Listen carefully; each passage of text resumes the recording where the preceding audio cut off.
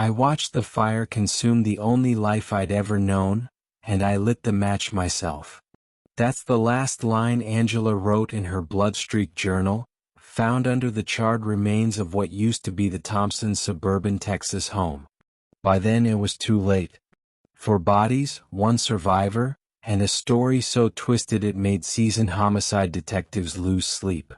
This is the story no one saw coming. And it begins with a picture-perfect lie. Welcome to True Crime Channel, your portal into the most chilling true crime cases, unsolved mysteries, and the darkest corners of criminal history. If you are new here, don't forget to like, subscribe, and turn on the notification bell. In today's case, we dig deep into the facts, uncover shocking twists, and explore the theories that keep investigators, and the world, on edge. Stay back and enjoy. Angela and Daniel Thompson had been married for 22 years. High school sweethearts. Churchgoers. The type of couple that hosted backyard BBQs and smiled in every Christmas card. They had a 17-year-old daughter, Lily, who was smart, quiet, and loyal, maybe too loyal. To outsiders, the Thompsons were untouchable. But behind closed doors, their marriage had been running on fumes for years. Angela suspected Daniel of cheating once before, but she had no proof, just whispers and gut feelings. So she buried it. For Lily's sake. For the image. But nothing could have prepared her for what was really happening. Lily had a best friend, Sasha. The two were inseparable since middle school. Sasha was bold, flirtatious, and always around, always. Angela found it odd how Sasha would brush past Daniel a little too closely. Laugh at his dry jokes like he was the funniest man alive. But again she brushed it off. Until one night changed everything. Angela was cleaning up after dinner. Daniel was upstairs. Lily and Sasha were in the basement watching Netflix. Or so she thought. She heard voices. Laughter. Then silence. Then the soft creak of the guest room door. She tiptoed upstairs. Her heart pounded. And when she cracked the door open, what she saw shattered her world. Daniel, her husband, was shirtless, standing way too close to Sasha, who was in nothing but a towel. Angela didn't scream. She didn't barge in. She closed the door quietly and walked downstairs like nothing happened. Like her soul hadn't just been ripped apart. She didn't confront Daniel. She didn't yell at Lily. Instead, she started watching. Listening. And what she found would twist the knife even deeper.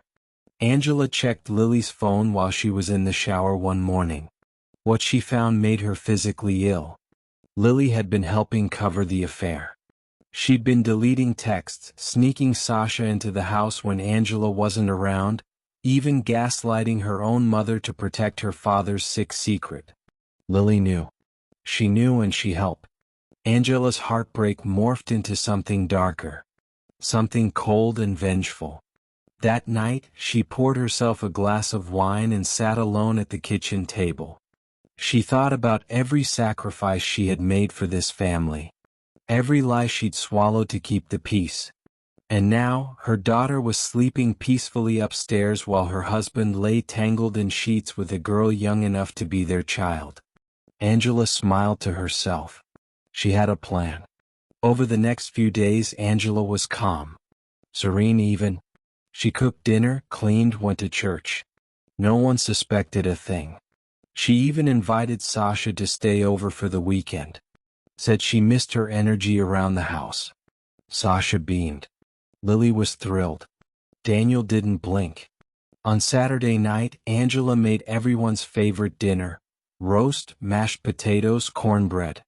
She poured wine for her and Daniel, gave the girls soda. Mid-meal, Sasha complained of a headache. Then Daniel's eyes grew glassy.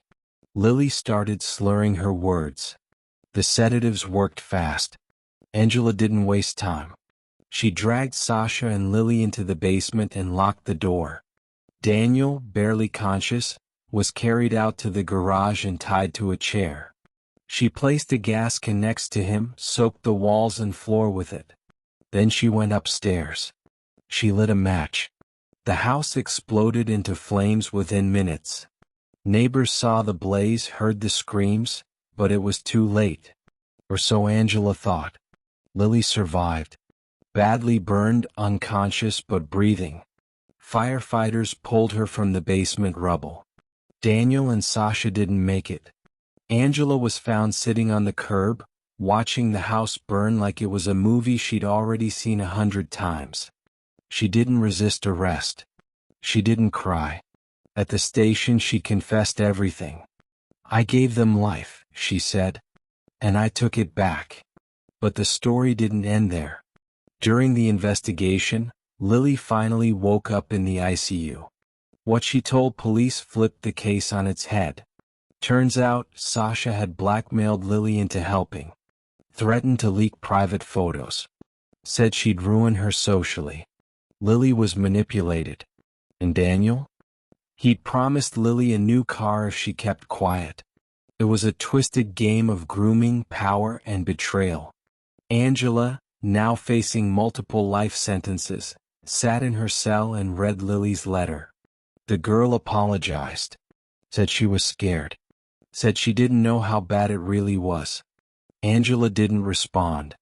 But what no one expected, what chilled even the most cynical detectives, was the final revelation. Sasha had been pregnant. And the paternity test confirmed it. Daniel was the father. Justice? Maybe. Closure? Never. And as for Lily, she left Texas a month after being released from the hospital. Disappeared without a trace. Some say she moved to Arizona. Others think she changed her name. But just last week, a woman claiming to be her walked into a police station in New Mexico. Said she had something to confess. "My mother didn't act alone." Those 5 words sent a shockwave through the small New Mexico precinct.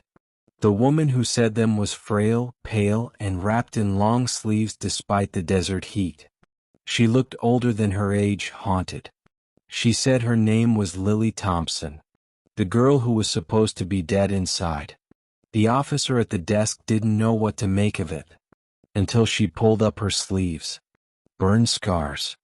Deep, ugly, unmistakable. The same ones from the medical report. It was her. No doubt. And she was ready to talk. "I helped plan it," Lily said. The room went still. She leaned forward, voice barely above a whisper. "I knew what Mom was going to do. I didn't stop her. I didn't want to." The investigator stared at her. "You're saying your mother wasn't acting alone? That you were part of it?" Lily nodded. Then she said something no one expected. "It was supposed to be me who lit the fire." 1 month before the fire, Lily had found out the truth, all of it. The blackmail, the affair, the lies. But what broke her wasn't her father's betrayal. It was Sasha. They weren't just best friends. Lily was in love with her. And Sasha had been using her the whole time. Manipulating her. Sleeping with her dad while pretending to be her friend. Pretending to care. Lily confronted her in the basement one night. Sasha laughed. Said it was just fun. That Lily was too emotional. That night Lily slit her wrist. Just a little. Enough to feel the sting. Angela found her before it got worse. That's when the real conversation happened. They didn't scream. They didn't cry. They sat at the kitchen table in silence for an hour. Then Angela said, "If I do this, there's no turning back." Lily just whispered, "Do it?" Back at the station, the detective leaned forward. "So how did you survive?" Lily hesitated. "I changed my mind," she said. "At the last second. I unlocked the basement door. Sasha was unconscious, but I dragged myself under the stairs and stayed quiet. When the fire came, I prayed to die." She didn't. She woke up days later. Hospital. News reports. 2 funerals. A trial. She didn't go to court. She was gone by then, under a fake name, living in shelters, hiding from her own face. But now, a year later, she wanted justice. Or maybe redemption. Angela Thompson was 3 years into a life sentence when she was pulled from her cell and told her daughter had resurfaced and was talking. For the first time since her arrest, she looked shaken. A meeting was arranged. Angela and Lily, mother and daughter, 2 accomplices, 2 survivors. What was said behind that glass divider has never been released. But sources say Angela smiled when she saw her. And Lily wept. But here's where things turn again. A new forensic analysis was ordered on Lily's claim. And guess what? The fire wasn't started upstairs like everyone thought. It was started in the basement. Exactly where Lily said she was hiding. Which meant Angela didn't light the match. Someone else did. Lily lied. Now the question is, why? Why turn yourself in? Why confess to something that could put you away forever? Unless you're trying to control the story before someone else tells it. Unless someone else knows more. Last week, an anonymous letter was sent to the DA's office. Postmarked from a town just miles from where Lily had been living under a false name. Inside was a single sentence. She killed them all. Attached was a blurry photo. Sasha. Taken weeks before the fire. Her arm wrapped around someone, definitely a woman. Not Angela. But someone about Lily's height. And in the background? The second gas can. So what really happened that night? Did Angela take the fall to protect her daughter? Did Lily manipulate her mother into doing her dirty work? Or did something even darker happen? The courts are reopening the case. Angela might walk free. Lily might go to trial. And somewhere buried in the ashes is the real truth. But here's what keeps investigators up at night. A neighbor recently came forward. Said she saw someone leave the house minutes before the fire started. Not Angela. Not Lily. A man. Tall. Hooded. Moving fast. Daniel Thompson's brother. The neighbor's tip about the hooded man lit a fire under the DA's office. Pun unintended. For months the case had been wrapped. Angela Thompson, convicted arsonist and murderer. Lily, tragic teenage survivor turned emotionally unstable confessor. Daniel and Sasha, the sins that sparked a massacre. But now, a new player had entered the board. Marcus Thompson, Daniel's older brother. Estranged from the family for years. Barely showed up to holidays. Didn't attend Daniel's funeral. No calls. No condolences. Nothing. And yet, the neighbor swore it was him. Said she recognized the way he walked. Said she'd seen him hanging around the neighborhood in the weeks before the fire. That sent investigators digging. And what they found changed everything. 7 months before the fire, Angela had reached out to Marcus once. Just once. She was at her breaking point. Suspected Daniel of cheating again. She needed someone to talk to. Someone who knew Daniel before he became this. They met at a diner outside of town. Nothing fancy. Coffee. Quiet corner. Angela vented. Marcus listened. But he didn't just listen. He watched. He studied her. How tired she looked. How broken. How furious. And then he said, "If you ever need someone to help make things right, you call me." Marcus had always hated his brother. Daniel was the golden child. The charming one. The successful one. The liar. Marcus, meanwhile, got the leftovers. The disappointment. The blame. And it turns out, Daniel didn't just steal attention. He stole money. Thousands. From a joint business venture with Marcus years ago. Wiped the account clean. Left Marcus bankrupt. And laughed about it. So when Angela called him, he saw an opportunity. Not to help. To settle a score. Present day. Police tracked Marcus down in Nevada. He changed his name. Working as a mechanic. Living off the grid. When they found him, he didn't resist. You just said. Took you long enough. In the interrogation room he confessed, but not to murder. To planning it. He said Angela had no idea. That she'd vented about Daniel. About Sasha. About Lily's betrayal. That she'd said things in the heat of the moment, angry, emotional, but never intended to go through with anything. But he did. He started following Sasha. He saw the way she manipulated Lily. Saw Daniel sneaking into motels with her. Saw the way the whole house pretended nothing was wrong. He said it made him sick. So he made a plan. He spiked their drinks that night. Broke in through the back door. Dragged Daniel and Sasha into the basement. Left Lily alone, unconscious on the couch. He soaked the walls. Lit the match. And walked away. But here's the twist no one saw coming. He said Angela took the fall willingly. He came to her jail cell after the fire. Snuck in during the early hours while the system was still sorting out suspects. Told her everything. And she said, "Good." She didn't ask questions. Didn't protest. Just sat in silence and whispered, "They took everything from me. Let them burn." Now the DA has a dilemma. Angela is already serving life. Lily confessed, but her timeline doesn't match the new evidence. And she's emotionally fragile, likely manipulated by both her father and Sasha, and maybe even Marcus. Marcus? He planned the whole thing but didn't strike the match in front of witnesses. And without airtight evidence, prosecution is a long shot. So what now? Angela was moved to a higher security facility last week. Lily tried to visit her. Angela refused. Her only message was, "Let sleeping monsters lie." But monsters don't sleep. Not really. Because this morning, Sasha's mother arrived at the courthouse. And she's holding a folder. Inside it, Sasha's journal. Recovered from her bedroom.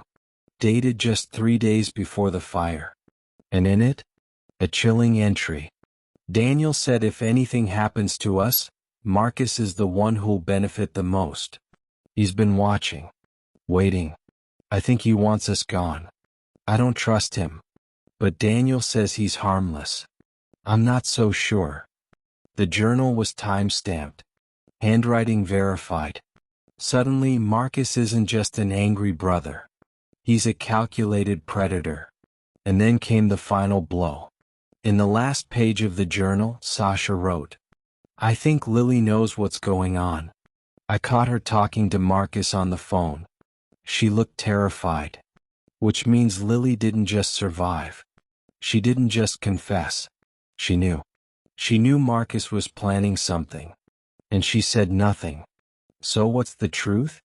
Was Angela a victim or a villain? Was Lily brainwashed or complicit? Did Marcus act out of revenge or something darker? And what if the real monster wasn't Marcus or Daniel or Angela? What if it was Lily all along? Because just last night from her safe house, Lily vanished. Left behind a note. One line. Justice was never the goal. Survival was. Lily's disappearance sent a ripple of fear through the entire investigation. She had been under protective custody. A secure location. Monitored. Guarded. No signs of forced entry. No security breach. Just a handwritten note. A packed bag. And a chilling absence. The last known footage showed her walking calmly out the side exit at 2:17 a.m., hoodie over her head, backpack slung low, a scar peeking from her wrist as she passed the last hallway camera. She didn't run. She walked like someone who already knew no one would stop her. 2 weeks earlier, a secret conversation. Before Marcus was transferred to federal custody, he requested one visitor. Lily. Authorities approved it. They thought it might help clarify his confession. Instead, it left them with more questions.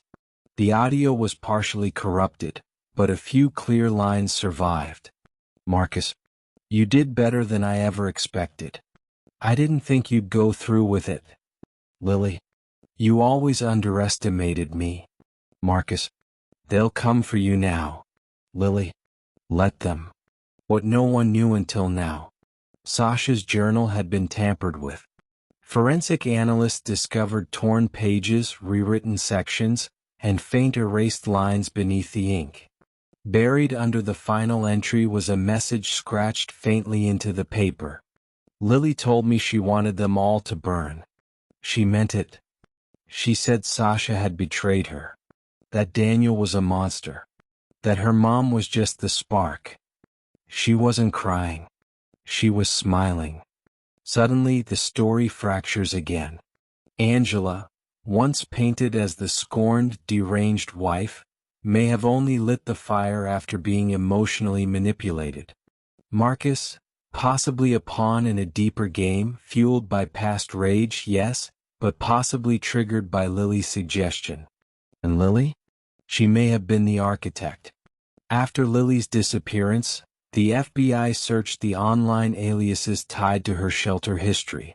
They found encrypted messages, all posted from different forums across months, coded but traceable.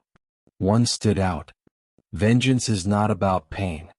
It's about making sure no one forgets who held the match. It was posted 24 hours before the fire. From a public library computer just blocks from the Thompson home. Under a username connected to Lily's shelter records. Ashes in Eden 17. Angela's confession revisited. When investigators visited Angela after Lily vanished, they expected fear. Instead they found silence. Then she whispered. She was never mine after that summer. She changed. Something in her eyes died. The girl I raised didn't survive what happened between her and Sasha. Angela leaned forward. You're chasing the wrong killer. I buried my demons. She's still feeding hers. Then came the final twist. The autopsy report on Daniel Thompson had been quietly amended. Initially listed as smoke inhalation and third-degree burns. But under advanced review, new evidence emerged. He was dead before the fire. Strangled. Blunt force trauma to the head. And there were 2 small, precise slices on his neck. Defensive wounds. From a smaller hand. Not Angela's. New Mexico desert, present day. A hiker stumbled across an abandoned car near an empty stretch of desert. Dust covered. Engine cold. Inside the trunk, a backpack. Inside the backpack, a burned photograph. A girl no older than 17. Lily and Sasha, arms around each other. On the back scrawled in Sharpie. The first love always leaves the deepest scar. So now the truth is darker than ever. Angela is still in prison, possibly covering for the wrong person. Marcus is in custody, perhaps a pawn. Daniel and Sasha, dead by betrayal. And Lily? A survivor. A victim. A possible mastermind. Or maybe, just another product of a house filled with secrets and sins. But the story isn't over. This morning, a postcard was delivered to the original case detective. No return address. No message. Just a photo of a burning match. And 3 words. Still watching. Still burning. 3 weeks after Lily vanished, the case was unofficially closed again. Too many contradictions. Too much media noise. Angela remained locked up. Marcus refused further cooperation. And Lily? Still missing. Until now. A tape package arrived. No fingerprints. No return address. No DNA match. Just a USB drive inside an old shoebox. It was sent to the same detective who'd received the burning match postcard. The drive contained one single video file. Timestamped 4 days ago. The video. Grainy footage. Handheld. Shaky. Dim light. Lily is sitting in front of the camera. Alive. Calm. Hair shorter. Eyes tired but strangely alert. Behind her, a motel headboard. TV static humming low. Then she begins. If you're watching this, I've already left again. You're never going to find me. Not really. You want answers. You won't like them. You all keep asking who lit the match. My question is, who built the house? She talks for 13 minutes. About her childhood. About secrets swept under rugs.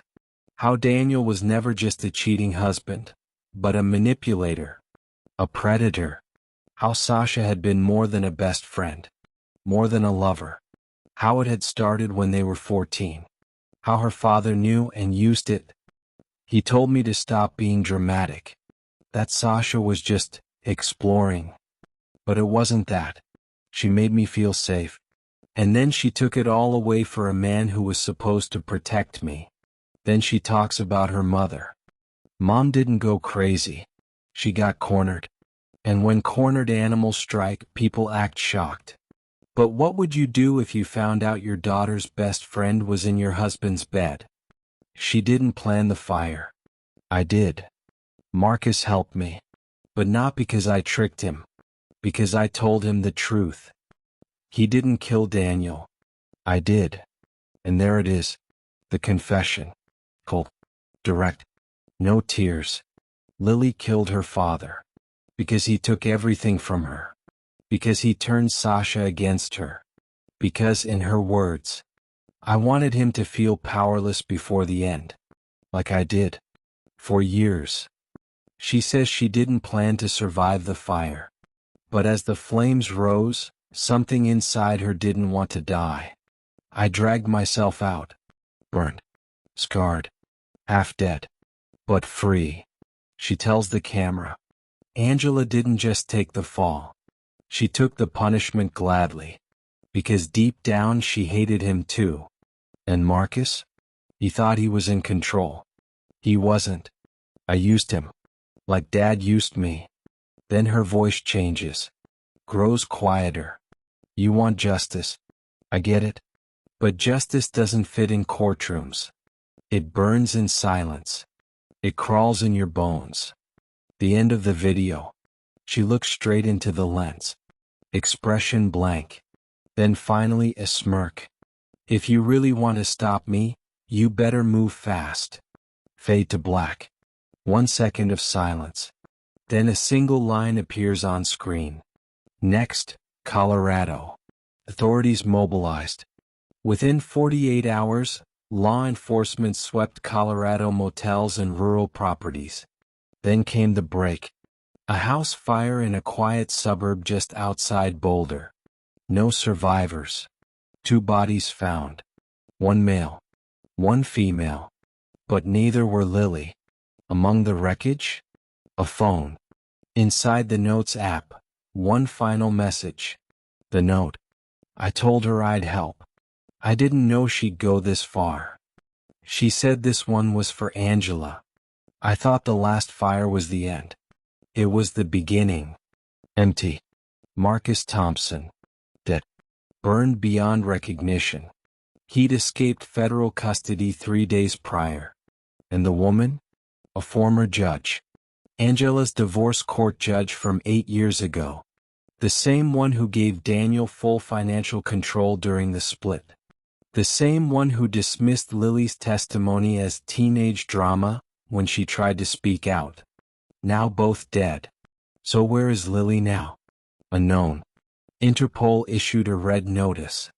FBI has labeled her armed, psychologically unstable, and potentially serial. But internet forums have a different name for her now. The Ash Widow. She leaves no fingerprints. No trail. Only fire. One final detail. The original detective, now retired, received a birthday card last week. Inside, a photo of a match. And one word. Soon. 3 months later. The case had gone cold, again. No new fires. No more bodies. The world moved on. But the pain didn't. Angela Thompson, now serving life without parole, was transferred to a psychiatric unit after a violent breakdown. She stopped speaking. Stopped eating. All she did was draw matches on the walls with her fingers. over and over and over. Then came the letter. It arrived at the desk of Special Agent Carter, the lead investigator now managing Lily's manhunt. No return address. Just a plain envelope with a single sheet inside. The letter was typed. Calm, chilling, precise. The letter. By now you've realized I'm not running. I'm finishing. Marcus was a key. Sasha was a spark. My father was the reason. But my mother, she was the fire I was born in. You think you're chasing a criminal. I'm not a criminal. I'm an outcome. For years no one listened. Not to me. Not to her. You told us to move on, to forgive, to heal. But healing doesn't come from silence. It comes from reckoning. I've given you 6 names. All of them had a hand in building the world that tried to bury me. You call it revenge. I call it balance. But don't worry. This is the last one. There's one person left. And he's been watching me the whole time. You. The FBI traced the letter's origin to an abandoned farmhouse in East Texas. They moved in with drones, K9 units, and infrared surveillance. The house was empty. But the cellar wasn't. Inside they found hundreds of photos. Printouts of case files. Judges, lawyers, journalists, victims. One photo was pinned to the center wall. A Polaroid of Agent Carter in his office, taken from outside the window at night. Written across it in red ink. You saw everything. And did nothing. And then, the final fire. 4 nights later, Agent Carter's home exploded in flames. He survived barely. His wife and son didn't. Authorities found no trace of forced entry. No accelerants. But in the ashes of the basement, scrawled on the concrete wall in soot. Now you understand. Angela dies in silence. 2 days later, Angela Thompson passed away in her sleep. Next to her was a letter and signed. But the handwriting matched Lily's childhood journals. Mom, you were the first to burn. But you never stopped protecting me. I'm sorry I made you carry the fire. I'll carry the rest. Oh. 6 months passed. No new sightings. No new letters. Lily Thompson had vanished completely. Until a small fire broke out in a women's shelter in Oregon. Not fatal, just enough to trip alarms. On the wall, scribbled in charcoal. No more matches. Only ashes. A figure was caught on surveillance, walking away barefoot, wearing a hospital gown. Burned scars down her arms. Carrying a child. Authorities believe it was Lily. But when they arrived, she was gone. And the child? Left behind. Safe. Untouched. A little girl. Around 4 years old. No ID. No name. Just a bracelet that read, Eden. Lily Thompson is presumed dead. Or free. Depending on who you ask. Some call her a villain. Others a vigilante. But one thing is certain. She didn't burn the world to watch it fall. She did it so no one else would have to. Justice doesn't always wear a badge. In truth, it doesn't always survive in court.